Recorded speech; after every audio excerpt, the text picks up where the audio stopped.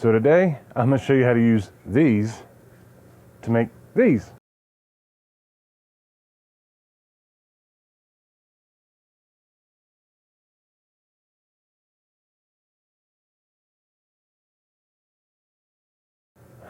Stay tuned.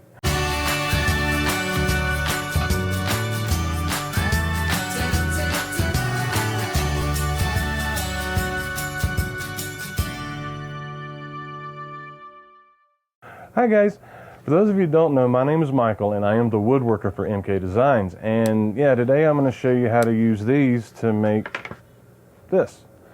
Basically this video is going to be about how to use templates, you know, for curved pieces and things of that nature. But I decided to do this around a project. Instead of just showing you how to use the templates, actually do a project around it. And I went back and forth over doing James King's traditional Adirondack chair or the rocker Adirondack chair. I decided to do the rocker. And so that's what I'm going to do. I'm going to show you how to use these to cut all the curved pieces and make this. And in case you don't already know, we are selling these templates on our website. We're selling the templates for the traditional chair and the rocking chair. And we also have a new combo set that we just recently came out with. And as of right now, as the recording of this video, we're having a pre-Labor Day sale, and all three sets are 10% off. I've also reduced shipping. I found a less expensive way to ship. And it's still using UPS or the Postal Service, but I was able to negotiate a lower price. So shipping, instead of being $35, is now $25. And it's a flat rate. It covers the shipping, handling, everything, unless you're international. If you're international, it does not cover any import fees or things of that nature, whatever goes along with shipping to international. So, but yeah, James came to me and asked me if I'd be interested in making the wooden templates for these things. And we've gone through a couple of different variations, and we finally came to these. This is the one for the rocker. And yeah, these are the ones that we finally came up with. They are smooth curves. They're cut on my CNC. I have a Shark HD 520. And so yeah, this is what we decided to do, and he okayed it, and so I'm selling them.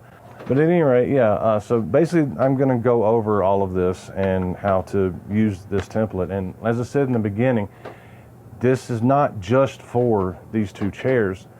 This is for any MDF template that you get. So if you order something from someone else and you order the templates from them, or you make the templates yourself, then it's the same process. Just I'm doing this while building this, one, because I am selling these, and two, it just seems more interesting that way, instead of just saying, well, you do this, this, this, and this. So that's what we're going to do. So yeah, let's get to it.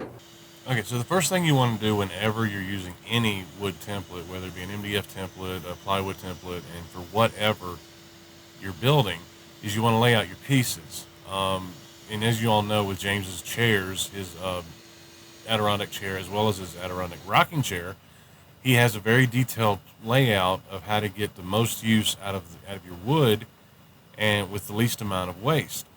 And so you're going to draw all these out, and then you're going to cut them out from there. And to lay them out, you just trace them with a pencil. You get them where you want them on the board, to get the grain that you want in that particular piece, and you just trace around it with a pencil or a marker or something along those lines. And yeah, once you have all your pieces laid out, then you'll need to separate them into smaller pieces so that you can actually take them to your bandsaw. Now, if you're using a jigsaw, you could actually just leave them all connected and cut them out with that, but it'd still be a little bit easier if you broke them down a little bit like this before you moved on. And now you take it to your bandsaw or your jigsaw, and you just follow along your line, but you stay off of it just a little bit. You definitely do not want to go over the line, but you don't want that much left on it either, so you want to get as close as you can. I would say within 1/16 of an inch to your line, so that you'll be ready for the next step. And the next step is actually going to the router and getting started. Now, the easiest way to do this, easiest and fastest way to do this, is actually using a router. And this is the bit that I'm going to be using. It's a white side pattern bit that has a bearing on the top and the bottom, and you just remove the one you're not going to be using for your particular application at that moment. And I'll have a link down in the description to that particular bit. But before you actually move forward and start just cutting away with it, you want to attach your template to your piece. And I use double-sided tape. You can use Turner's tape. I'll have a link for this particular tape that I'm using in the description as well. You can use Spectra tape, anything. And a lot of people like the blue tape with CA glue method. I don't particularly like that method, but that's just me. Now, the thing about putting the tape on here to hold your template on is you don't want to use too much, but you don't want to use too little either. You only need enough tape to make sure that your template isn't going to slide back and forth on you. It's going to stay still, and it's going to be flat to your piece. But you don't want to use more than that. If you use too much, it can be extremely difficult to get it off, and it can break your template. So after you put the tape on your piece that you're going to be cutting your part out of, most of this tape, double-sided tape, is actually pressure sensitive. So if you just press down on it a little bit, it'll hold really well to your board. And then when you put your template on top of it, after you remove the paper backing, it will hold it down very well. If you just press on a little bit, maybe put your body weight into it or something along those lines, and it'll hold extremely well. You don't need a whole lot of it. So this is a top bearing bit. The top bearing bit is a bit that has the bearing between the router and the cutting surface. And a bottom bearing bit is the exact opposite. It has the cutting surface between the router and the bearing. And the general idea is you want the bearing to ride along your template, and the cutting surface just cuts your material to the shape that you want. Now, I have actually seen a lot of people do this. They'll set the piece on to like a bench cookie or something along those lines, and as you can see, it's very unstable and unsafe. And this is a fairly decent sized piece. This is the back leg for the rocker. So you want to make sure that your piece is on a flat, solid surface, and that way you won't get that rocking just from the weight of the router. And yeah, that's just a safety tip. And now we're ready to start cutting. So we've got our template taped down to our material. We've got our material on a solid flat surface, making sure it's not going to slide out from under us while we're cutting. We've got the bit installed in the router. We've got the bearing gliding along the template, and we're going to move the router in a counterclockwise direction and go from there. Now you can see that it's not cutting all the way down. We'll cover that in just a moment.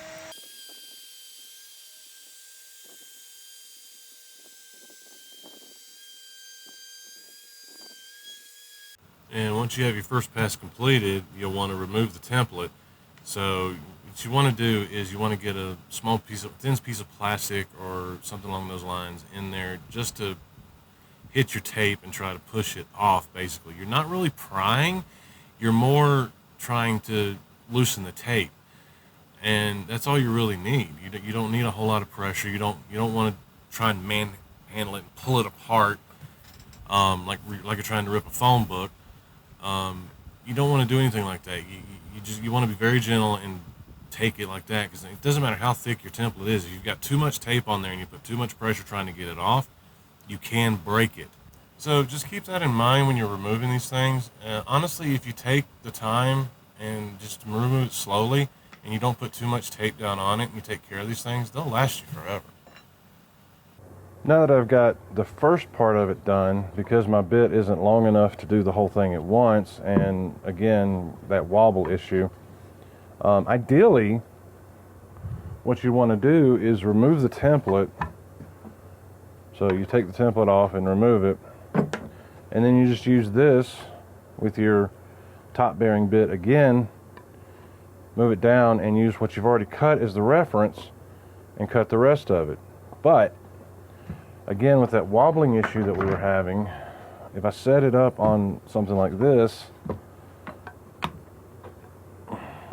it's going to want to tip off, and right now it's not doing it so well.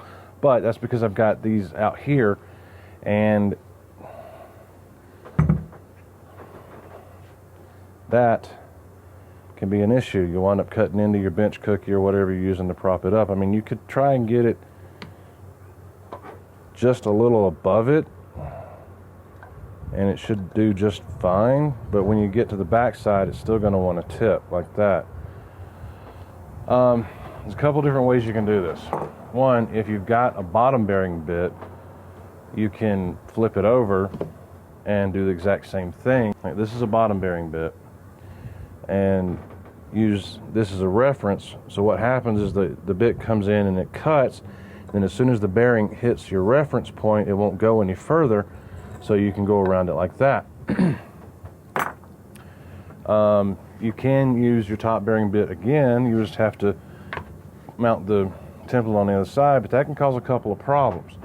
You've already cut this, and all this is much bigger than this now, so you have to get it lined up, or you're going to have lines. You're not going to cut it quite right, so that's an issue. Now, with the bit that I have, what I will do is I will take the bit out, I'll put the bottom bearing back on, and take the top bearing off, and I'll do exactly like this. I'll use it as a bottom bearing bit. Now, I can sit here and I can swap the bearing in and out, in and out, in and out, or I can go ahead and cut all my pieces to this stage and then switch it, and then come back and cut them all that way. So that's how you would do this with a router. Now I'm going to show you how to do this with a router table. Okay, so it's essentially the same thing, but everything's flipped over the other way.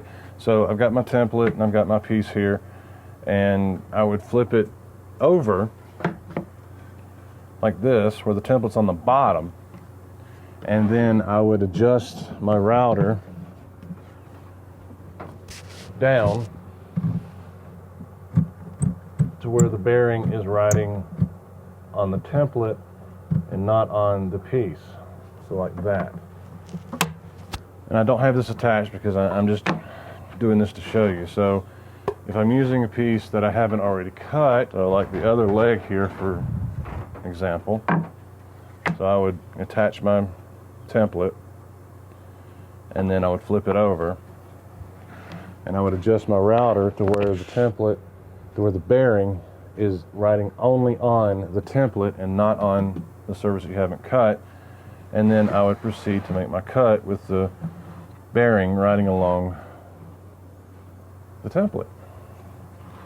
And if I was using a bottom bearing bit instead of a top bearing bit, I would just have it like this, and the bearing would ride up here and cut, and then again, once I get the first cut done, then I would remove the template, and I would either switch this out to a top bearing bit, or, so I originally cut like this, now I would have to raise this up, which you can do a lot of times. You can raise it up to where this bearing, the bearing rides on here, and then cuts the rest of this off, and that makes it so much simpler with a router table, because you've got the surface here and you don't have to flip the board over, and you don't have to change the bearings out.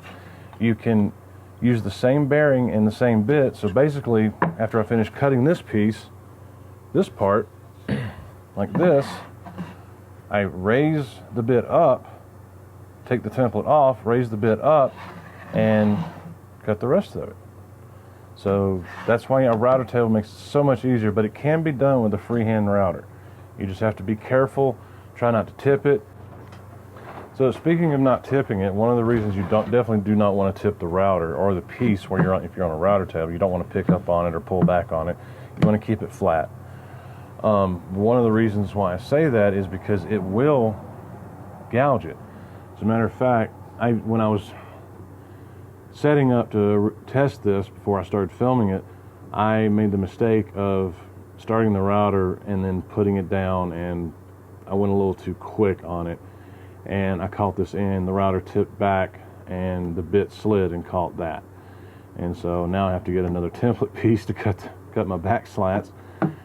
And yeah, you definitely want to make sure that you have everything stable and steady, and you don't run the risk of tipping it. I mean, it can do a lot more damage than that. I mean, it can even hurt you if it tips the wrong way or something. So just be really careful and make sure you're not tipping it to get your parts really good and for safety reasons. So now I'm going to show you how I use the router to cut this last piece off. I swapped out my bearings and I flipped the piece over, removed the template, and I'm just cutting what was left off real quick. Again, moving in a counterclockwise direction. And now we're going to move over to the router table. So I've got my template taped down. I've got my bit raised up to where the bearing is riding on the template, and I'm cutting away. And then once I'm done with that, I'll take care of the rest of it. And with that done, I remove the template, raise the bit, and cut the last little piece off. Once you've got the hang of it, you can knock out a whole bunch of pieces in a very short amount of time. Now, if you don't have a router or a router table, and for some very small pieces you have to do this, but this is another option. You draw out your line and you take it to a oscillating spindle sander like this, preferably one that has a belt, makes quicker work of it, or a disc sander, something along those lines, and sand it down to your lines. And that's another way to use the templates to get your part. So yeah, that's about it. If there's anything that I didn't cover or you have questions about things, let me know. There are multiple ways to do this, and particularly with these templates, there are still steps that you have to take other than just using the router or router table to cut the pieces down to the right shape and all that. Like you a lot of times you still have to sand because your router might burn or something along those lines, or maybe you tipped it a little bit and you have to sand that spot out or something. And like I showed you in the video, with the middle cradle, you still have to cut that bevel on it. There's no way to use a template to do that with. I mean, if you have the CNC files and you cut it yourself, and you have a 3D software for your CNC, you can go in and you can create that, but it's a lot of work. It's just easier to use the bandsaw or jigsaw to cut that with. Again, these are available for sale on our website, and there will be a link down in the description for each one of the sets. I have them separated just to make it a little easier for people to make sure they're getting the right one. Originally, I did it as a drop down for the traditional and the rocker, but it got confusing for some people, so I separated them out, and now there's 3 different pages for them. Again, they're on sale right now through Labor Day of 2021. And yeah, so until next time, guys, happy creating.